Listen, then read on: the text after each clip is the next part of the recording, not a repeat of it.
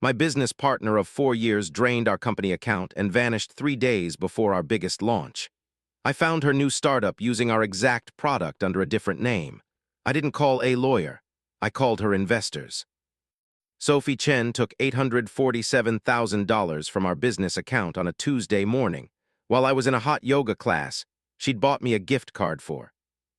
I need you to understand how specific that is. She bought me a $200 gift card to Core Power Yoga for my 32nd birthday, knowing I'd use it on a Tuesday because that was the only morning I didn't have calls. She planned my schedule. She planned my distraction. She bought me the exact gift that would keep me sweating in a room with no phone service for 90 minutes while she transferred everything we'd built together into an account I'd never heard of. I found out because Chase sent me a fraud alert. Not because she'd stolen from me. No, the bank didn't care about that. Because she'd made the transfer from a new IP address in Austin, Texas, and the algorithm thought that was suspicious. The algorithm was right. Her name was still on the account. Legally, she hadn't stolen anything.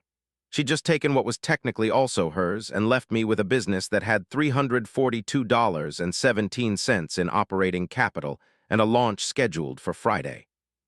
I called her 11 times in 20 minutes, straight to voicemail. I texted her 43 times over the next 2 hours. I have the receipts. I counted them later when I was trying to figure out if I'd lost my mind or if she'd really done this. She had really done this. I need to go back. I need you to understand what Sophie Chen was to me before she was the woman who ruined my life. We met at a startup conference in 2019. Not one of the fancy ones. This was a $47 ticket event in a hotel ballroom in San Jose where the coffee tasted like hot brown water and the networking sessions felt like speed dating for desperate people. We were both desperate. I was working at a marketing agency that was slowly crushing my soul, and she was a product designer who'd just been laid off from her third startup in 2 years. We bonded over the shrimp cocktail. I'm not being cute. We literally stood at the food table for 45 minutes talking shit about everyone in the room while eating lukewarm shrimp. She made me laugh so hard I snorted. She told me I had chaos energy, and she meant it as a compliment. By the end of the night, we'd exchanged numbers and she'd pitched me an idea she'd been working on. A platform for small businesses to manage customer feedback, not just collect it, but actually do something with it. AI-powered responses, sentiment tracking, automated follow-ups. She had the design vision. She needed someone who understood marketing and business development. I need a partner, she said, and the way she said it made me feel chosen. 3 months later, we'd incorporated Feedback Loop LLC. 6 months after that, we'd quit our jobs. 18 months after that, we had our first 1,000 paying customers. By year 4, we had 47,000 users, a team of 12, and we were 3 days away from launching an enterprise version that had Fortune 500 companies on the wait list. 3 days. I keep coming back to that. 3 days. She could have waited until after the launch, taken her half of whatever we sold for, and walked away clean. Instead, she chose to blow everything up 72 hours before the moment we'd been working toward for 4 years. That's not just theft, that's violence. The first 48 hours after I found out are mostly a blur. I remember calling our lawyer, Marcus, and him telling me that because her name was on the account, this was technically a civil matter, and it would take months to sort out. I remember calling my mom and not being able to form words. I remember sitting in my apartment with every light off, eating dry cereal out of the box at 3 a.m., refreshing our company Slack to see if Sophie had posted anything. She hadn't, she'd just vanished. Her apartment was cleared out. I found that out when I drove there at 2 a.m. on Wednesday night, Thursday morning, technically, and convinced the night security guard to let me up because I was worried about my friend. Her place was stripped. Not even furniture left. Just nail holes in the walls where her art used to be and a single post-it note on the kitchen counter that said sorry in her handwriting. Sorry. 4 years of my life, $847,000 of my company's money, my entire professional future, and she left me a post-it note that said sorry. I peeled it off the counter and put it in my pocket. I still have it. It's in a Ziploc bag in my desk drawer, evidence, motivation, proof that I didn't imagine this. I canceled the launch, obviously. I sent a carefully worded email to our waitlist explaining unforeseen circumstances and promising updates soon.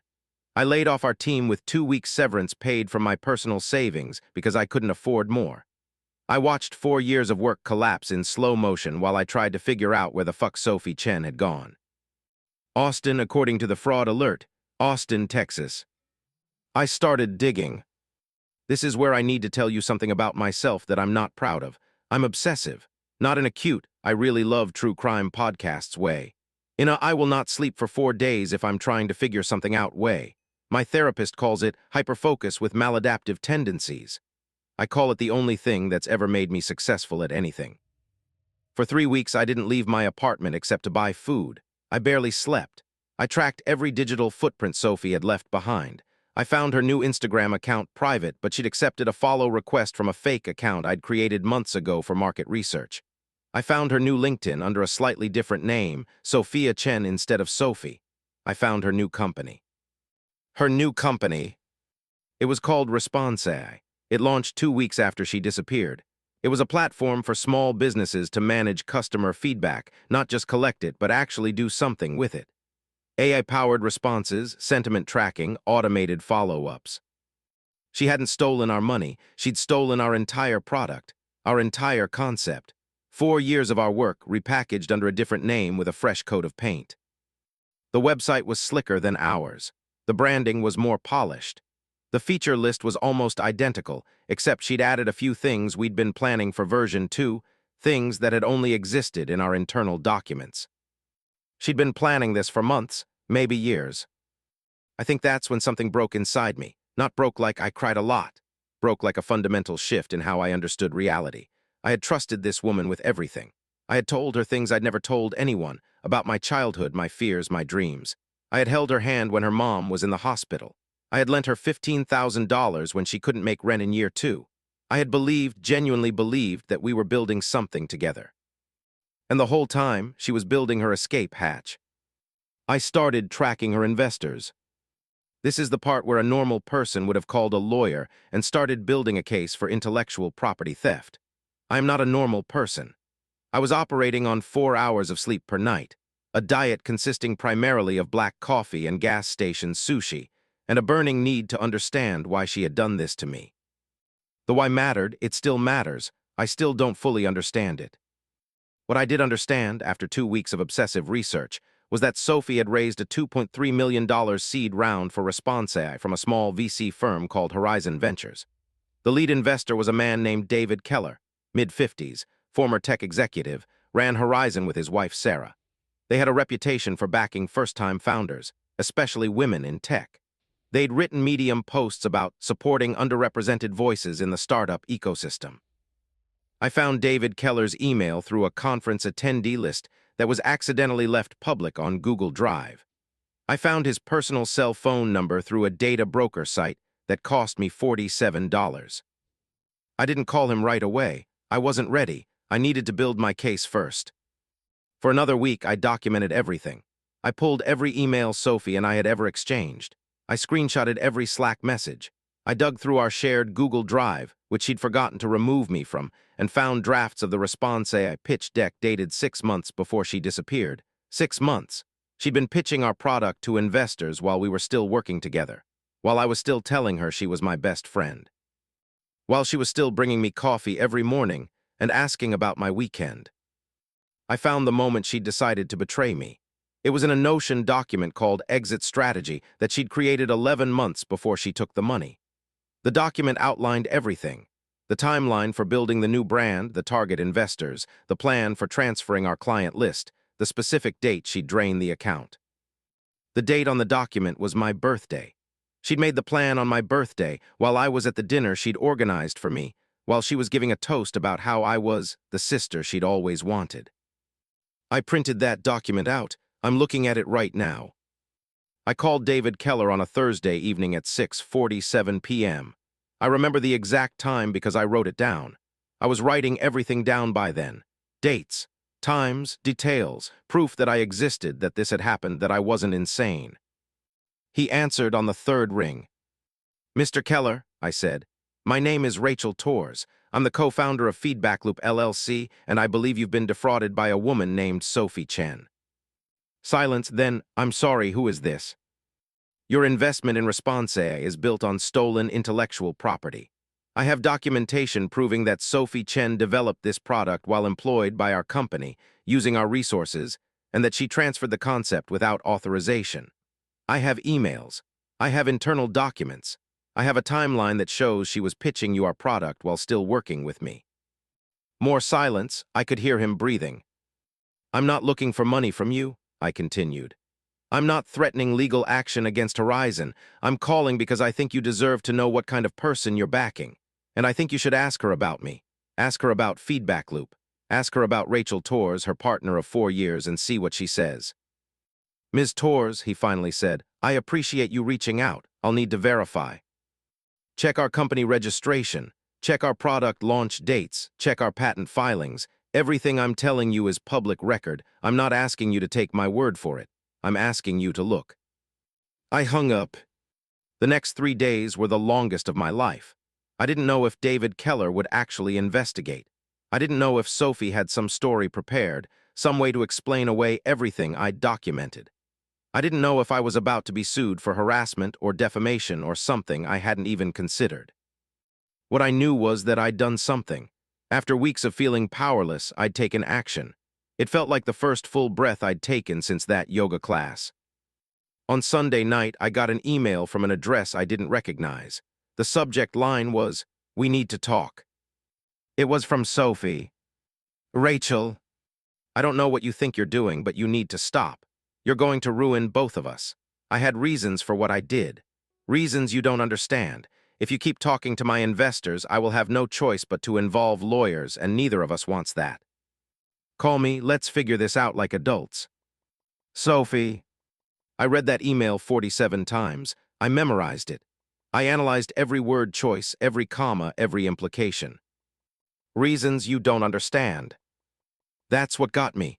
That's what made me realize I wasn't done.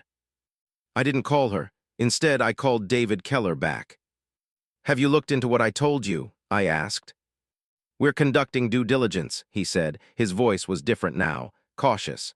Ms. Torres, I have to ask, what is it you're hoping to accomplish here? I want her to admit what she did. I want her to explain why. And I want her to know that she can't just disappear after destroying someone's life. And if she won't do those things, then I want everyone she's ever going to work with to know exactly who they're dealing with. He was quiet for a long moment. There's a board meeting next Tuesday, he said finally. We've asked Sophie to present on some concerns that have come up during our routine review process. I can't officially invite you, but if you happen to be in Austin that day, and if you happen to have those documents you mentioned. I booked my flight before we hung up. Austin in July is hell, literal hell. 105 degrees at 9 a.m., humidity so thick you could drink the air. I didn't care. I walked the 12 blocks from my hotel to Horizon Ventures' office in a black dress I'd bought specifically for this occasion. I wanted to look professional. I wanted to look like someone who meant business. I wanted Sophie to see me and know that I hadn't crumbled. The office was in a converted warehouse in East Austin, exposed brick Edison bulbs, the whole tech bro aesthetic. The receptionist didn't have my name on any list, but David Keller came down to get me personally. He was shorter than I'd expected. Bald, kind eyes that looked tired. She doesn't know you're here, he said as we walked toward the elevator. Good. The conference room was on the 3rd floor. Glass walls, long table, 6 people already seated. I recognized Sarah Keller from her LinkedIn photo. The others I didn't know, lawyers probably, and maybe other investors. And at the head of the table, looking like she'd seen a ghost, was Sophie Chen. She was thinner than the last time I'd seen her. Her hair was shorter. She was wearing a blazer I'd helped her pick out for a pitch meeting 2 years ago. I remember telling her the color brought out her eyes. Rachel, she whispered. Hi, Sophie. I sat down across from her. I placed my folder of documents on the table. I didn't say anything else. I wanted her to speak first. I wanted her to try to explain. What is this? She asked, looking around at the investors. You can't just, this isn't appropriate. She's not supposed to be here. We invited her, David said mildly. Ms. Torres has raised some concerns about the origin of Response as intellectual property. We felt it was appropriate to hear both sides. Both sides? Sophie's voice was getting higher. There are no sides. She's my former business partner. We had a disagreement. She's clearly having some kind of episode. An episode, I repeated. I opened my folder. Is this an episode? I slid the Notion document across the table. Exit strategy, dated my birthday, her handwriting in the margins, planning how to destroy me while I was blowing out candles. This is private, she said. You had no right. Our Google Drive, remember, you forgot to remove my access. I slid more documents. Emails to David Keller from 6 months ago, pitching our product. Screenshots of our internal roadmaps compared to Response's feature list. Patent filings that predated her company by 2 years. You want to talk about episodes, Sophie? Let's talk about the 4 years I spent building something with someone who was planning to steal it the entire time. Let's talk about the post-it note you left me. Let's talk about the yoga gift card you bought me specifically so I'd be distracted while you drained our account. The room was silent. Sophie's face had gone pale. You don't understand, she said. Her voice was different now, smaller. You never understood. You got to be the face of everything. Rachel Torr's visionary founder. I was just the designer, the technical person, the one who did the actual work while you did podcasts and conferences and networking dinners. That's why you did this, because I went to conferences. Because you took credit for everything, her voice cracked. Because every article was about you, every interview was with you. I built that product. I coded the first version myself. I designed every interface, every user flow, every feature, and you got to be the CEO, you got to be the star. You were my partner. I never tried to. You didn't have to try. That's how it works. The business person is always the face. The technical person is always invisible. I was tired of being invisible. I stared at her, this woman I thought I knew. This woman I had loved, genuinely loved, like a sister. So you stole everything and disappeared. I took what I built and I left. You took $847,000. My share, I calculated it based on. Your share, I laughed. I couldn't help it. Sophie, you took everything, every cent in our operating account. You left me with $342. You left our employees with nothing. You left our customers with a product that couldn't be maintained. And you think that was your share. She didn't answer. You didn't even tell me why. You didn't even give me a chance to make it right. You just vanished and left a post-it note that said sorry. A post-it note, Sophie. 4 years of our lives, a post-it note. I reached into my pocket and pulled out the Ziploc bag. I placed it on the table. I kept it evidence, motivation, proof that I didn't imagine you. The room was silent. I could see the investors exchanging glances. I could see the lawyers taking notes. I could see Sophie's entire carefully constructed new life falling apart in real time. What do you want, Rachel? She finally asked. I want you to admit what you did. On record, in front of these people, I want you to tell the truth. And then what? And then I go home, and you live with whatever happens next. She looked at me for a long moment. Her eyes were wet. I'm sorry, she said. Not the post-it sorry, actually sorry. I convinced myself you were the enemy and you weren't. You were just. You were my friend and I was jealous and I made a terrible decision. You made a plan for 11 months. That's not a decision, that's a campaign. I know, she was crying now. I know. I ruined the best thing I ever built, and I ruined the best friendship I ever had, and I don't know how to fix it. You can't fix it, I said. That's the point. Some things don't get fixed. Some things just stay broken. I stood up. I gathered my documents. I looked at David Keller.